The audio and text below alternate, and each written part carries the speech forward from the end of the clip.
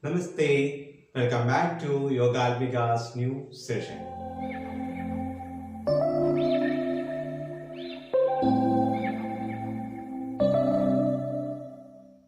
In this session, we are going to discuss about the components of Ashtanga Yoga. The Ashtanga Yoga or classical yoga is classified into three categories. The first one is yoga ethics or ethical yoga practices. Secondly, external yoga practices. The third one is internal yoga practices or meditative practices. Ashtanga Yoga consists of 8 limbs or 8 steps that are very well defined by the sage Patanjali in his sutras.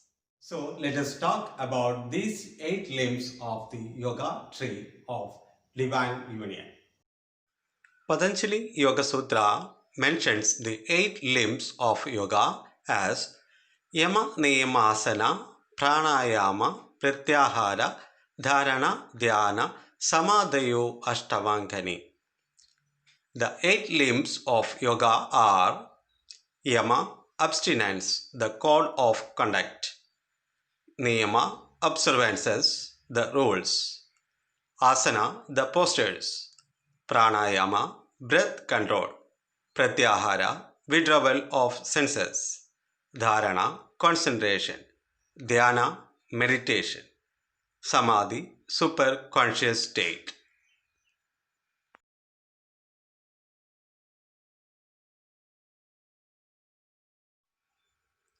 Yoga ethics deals with first two components, Yama and Niyama.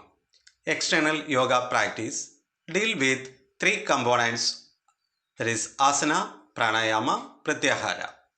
Internal yoga or meditative practice deal with the last three components, dharana, dhyana and samadhi.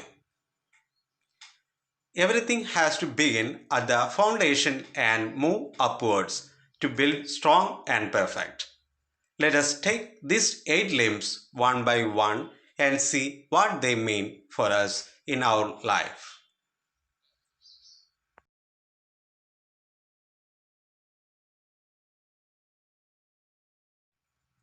We begin with yamas, the moral restraints or social discipline, a list of 5 approaches for controlling negative habit patterns that diffuse energy in the individual. The yamas offer a conscious approach to self-inspection. These restraints supply a set of ethical disciplines for practice. At a deeper level, they are a tool for self-understanding, enabling practitioners to recognize the excessive attractions and aversions that so easily become ingrained in daily life.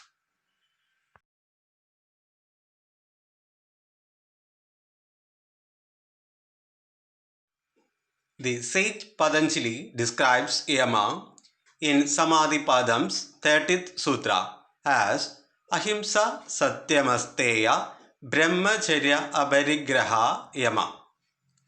Ahimsa, the non-violence. The basic principle of Ahimsa is not to harm any living being. It does not simply mean not kill or not hit. It encloses all forms of violence. Violence in thought, speech and action. According to Indian concept described in the scriptures that everything is a part of Brahma or the Holy Spirit. Every creature has a soul or self. Everybody has an equal status, nothing beyond the level or beneath.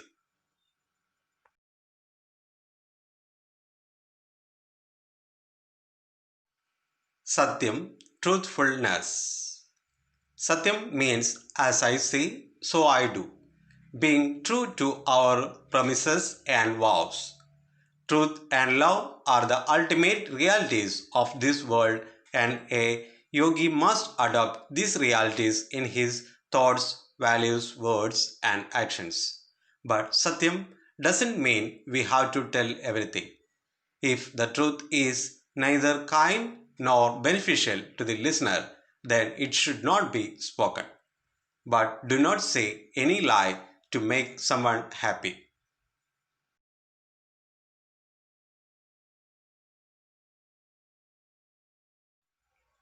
Asteya, honesty or non-stealing. Asteya is not as simple as refraining from stealing something belongs to others. Desire of using other person's materials for self-satisfaction is asteya. Misconduct, misappropriation, misuse, mismanagement, breach of trust, violation of rules by creating disturbance to others is part of asteya.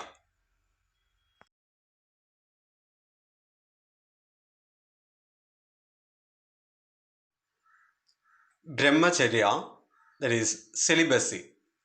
In a broader sense, brahmacharya means abstain from misusing the sense organs.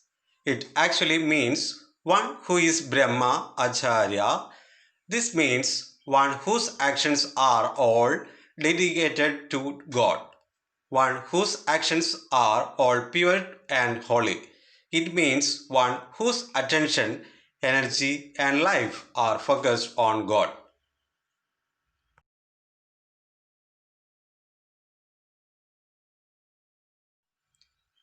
Aparigraha, that is non-accumulation. It means don't take more than what you need in any area of your life. Purchase or use only that which is essential for you.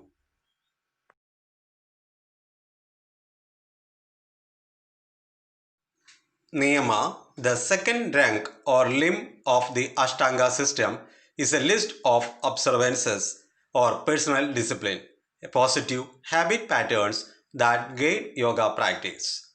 Sadhana Padam describes Niyama in its 32nd sutra as Shauja Sandosha Taba Swadhyaya Ishvara Pranidhanani Niyama.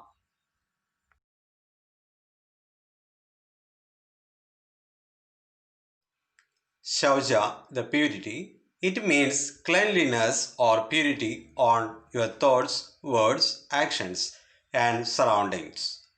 We must purify our lives by ensuring that our actions are models of integrity, dharma, and righteousness. Shauja also related to that which we allow to enter our body and mind through our sense organs.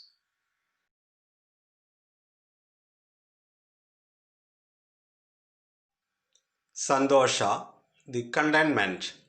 Our scriptures say that whatever we are given, we should accept as prasad from God.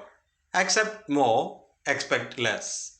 Expectation is mother of frustration and acceptance is the mother of joy and peace.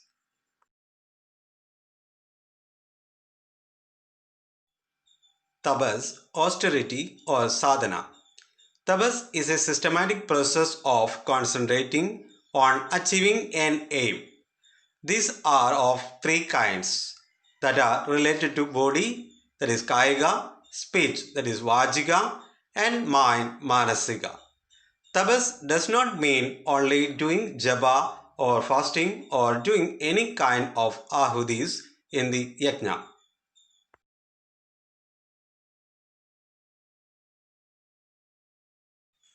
Swadhyaya, sacred study. It's a combination of two Sanskrit words, swa and adhyaya. Swa means self and adhyaya means study. So it is self study. Swadhyaya typically means the study of scriptures. It's very important to read something spiritual or inspiring every day. This helps to keep us on track and to keep our mind pure. Otherwise, we tend to get lost in our own mind's sea of confusion.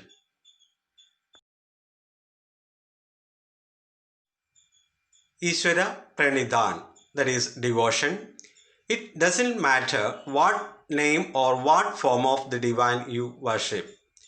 What matters is that you are surrendered fully to God. Our senses should strictly be under the control of the self.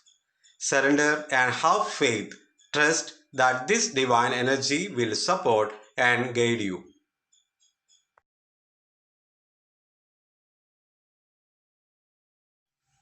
Asana, the posture for yoga and meditation should be steady, stable, and motionless, as well as comfortable. And this is the third of the eight rank or limbs of yoga. The most famous definition of Patanjali Maharshi is Sthira Sugam Asanam. Sthira means steady, stable, or motionless. Sugam means comfortable or ease filled. Asanam means posture.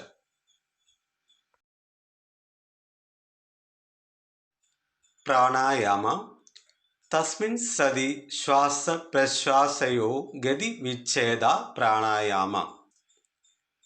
It's a definition from the Patanjali Yoga Sutra. Once that perfected posture has been achieved, the slowing or breaking of the force behind and of unregulated movement of inhalation and exhalation is called breath control and expansion of prana, that is pranayama.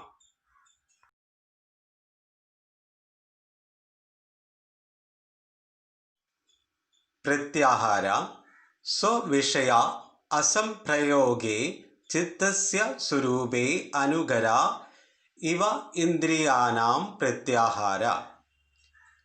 It's a definition from the Patanjali Yoga Sutra for the pratyahara. When the mental organs of senses and actions, that is withdrawal of the senses, panchendriyas, cease to be engaged with the corresponding objects in their mental realm and assimilate or turn back into the mind field from which they arose. This is called pratyahara.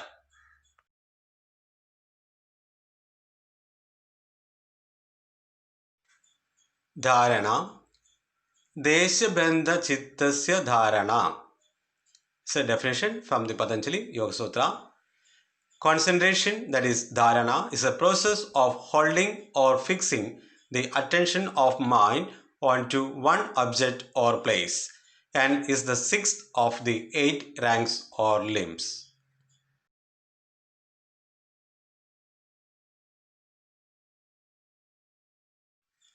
Dhyana Tatra Pratyaya Egadhanada Dhyanam. Definition from the Patanjali Yoga Sutra. The repeated continuation or uninterrupted stream of that one point of focus is called absorption in meditation, that is dhyana, and is the seventh of the eight steps.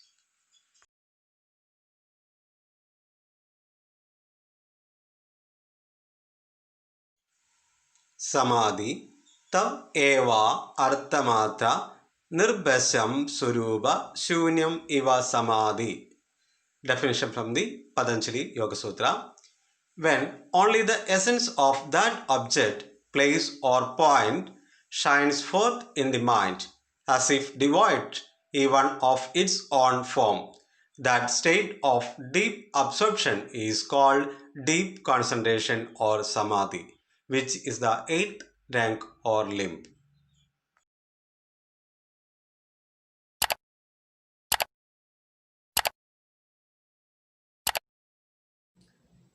If you think this is good enough, then press like button and share to all of your family and friends to see them happy, healthy and flexible. Please do not forget to subscribe with bell icon to do not miss any of my videos. Thank you very much for your time. See you next time with another video. Until then, bye from Subhash.